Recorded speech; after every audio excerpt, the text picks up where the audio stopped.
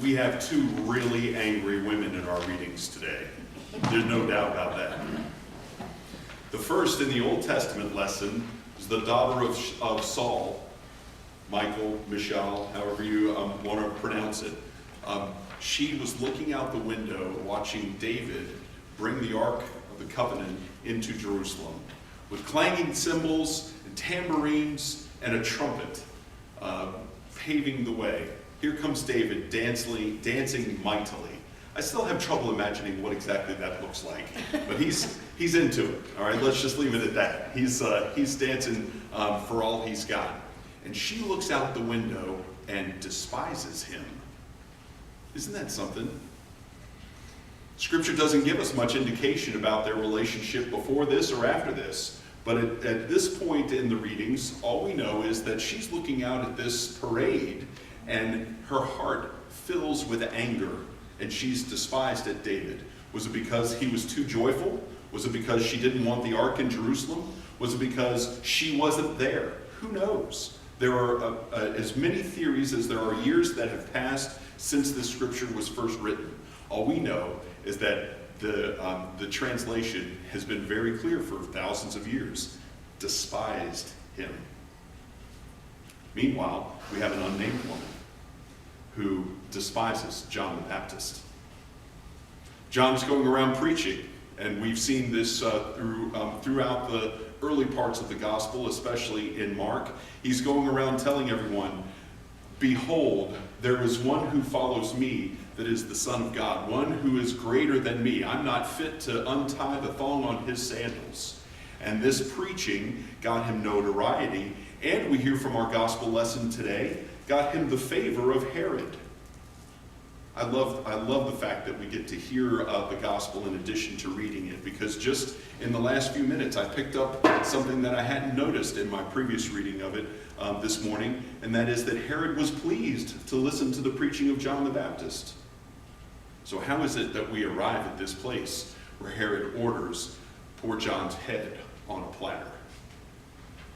Well, it turns out in the old days, marriage was based more on politics than on love. And we have one heck of a political mess going on here with this Herod, who, by the way, is not the same Herod that we hear about earlier in the Gospels, who was king of Israel at the time Jesus was born. That was Herod the great builder of Israel, who had more construction projects than any Israeli king going back to Solomon. He passed away right after Jesus was born, right after, frankly, Herod the Great ordered the slaughter of the innocents. And so the Romans decided, well, we're going to split Israel up into three and give three different regions to the sons of Herod. Herod Antipas, who we read about today, Philip, and Archelaus. All right, so these gentlemen are all running their various regions of Israel. And the gospel is complicated in today's reading, but it's worth pointing out specifically what's going on here. It's not a misprint. Sue read it exactly the way it's written in Scripture. This woman is married to Philip, and this woman's married to Philip's brother, Herod Antipas. What? There's no explanation what's going on here. There's no explanation of how we got into this situation. All we know is that at some point, Herod and the mother had a daughter, Herodias. And so we come to this celebration of Herod's birthday when, by tradition, the father gives a gift to his children, and apparently Herod had deep affection for his daughter, a special place, as many fathers do, for her in his heart. And when he said, "What would you like as your gift? I'll even give you half of my kingdom," which we all now know is really only a third of Israel, right? "I'll give you even half of my kingdom." She has no response. She, like, we're presuming this is a teen, she, like many teenage daughters, went to mom to say, well, what should I ask for? And mom says, John's head on a platter. Pure evil. Pure evil. And it's easy to think then, looking back at the Old Testament lesson, that she despised John in the same way that Michal despised David. And yet it's unclear as to why. What message are we to take from this? Sitting here in Oakwood and St. Gabriel's in 2015, what lesson is the church trying to teach us today by tying these two readings together? Is it simply to stand back and observe the fact that people have been bad for a long time? Right? There's a news flash, everybody. Or is it to look for some deeper meaning? Is it look some deeper meaning? I think that we can find that if we try. In the Old Testament lesson, notice that even though Michal looks out the window and despises David, he still goes on.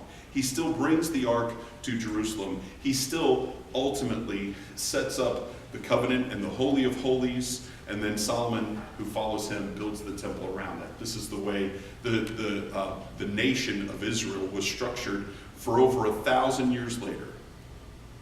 Meanwhile, poor John lies in his prison, dead. And the last line of our gospel reading today is not one of hatred, not one of anger, not one of despising anybody or violence. It's one of love. The last line of our gospel lesson today is that the disciples of John came to get him and give him a burial.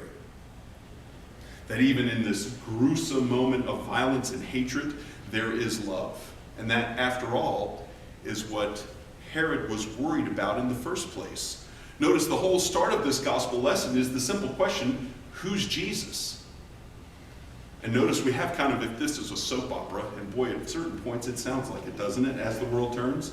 If this was a soap opera, notice how the gospel lesson starts out. Who's Jesus? Herod says, it may be John the Baptist come back to life. And then we have this kind of graying out of the TV screen as we have a flashback to what actually happened to poor John, right? Herod's theory is that this is John come back to life. But he's wrong, isn't he? He's wrong. It's the symbol of love. It is the essence of love. It's the sign of God's love for us. It's the incarnation of God's love that John was there to announce and behold, and who his disciples directly reflected in that prison when they came to get him and bury him. And it's that unconditional love that continues to make us Christians and make us Episcopalians and make us a parish at St. Gabriel's. As we go through our discussions about what it is that St. Gabriel's is here for, the purpose of this parish, the words I keep hearing over and over again are unconditional love. If there's one thing that we want to be known for in Oakwood or in Hall County or in North Georgia or anywhere, unconditional love is a pretty good thing. Pretty good thing. And it reminds me that part of that unconditional love is reconciliation. Part of that unconditional love is forgiveness and a welcoming back. And so this week I've been talking with our parish administrator and asked her for a list of folks who've left St. Gabriel's in the last 12 months so that I can reach out to them and express our unconditional love and welcome them back to our parish. Now, nobody may take me up on that, but I figure that's at least a good start to try and express the unconditional love that we are here to celebrate every day of the week, but especially on Sundays. And so I would encourage you, as I make this effort, to give me names of folks that you think it would be good for us to reach out to and to say, you know what, we want you to be a part of our community and make that offer of unconditional love to them. Finally, I want to leave you with a note of reconciliation that's an important part of my life, at least, and in the Sanders family, and that is Major League Baseball. On Tuesday night, the nation will come together once again to celebrate the All-Star Game. It's a highlight in the Sanders house, and in fact, we're such big baseball fans, we gather around to watch the Home Run Derby on Monday nights too. But Tuesday night is especially a time of reconciliation because the people of Cincinnati, where the game will be held, and who are Cincinnati Reds fans, got together and voted over the last few months who are the top 4 living members of the Cincinnati Reds that we want to represent us in an on-field celebration prior to the All-Star Game.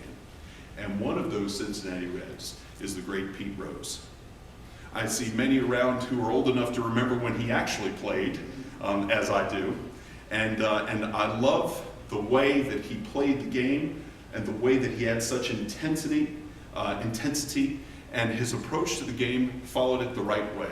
In fact, we think about David in our Old Testament reading today dancing mightily. Pete Rose played baseball mightily. I have told my kids more times than they can count.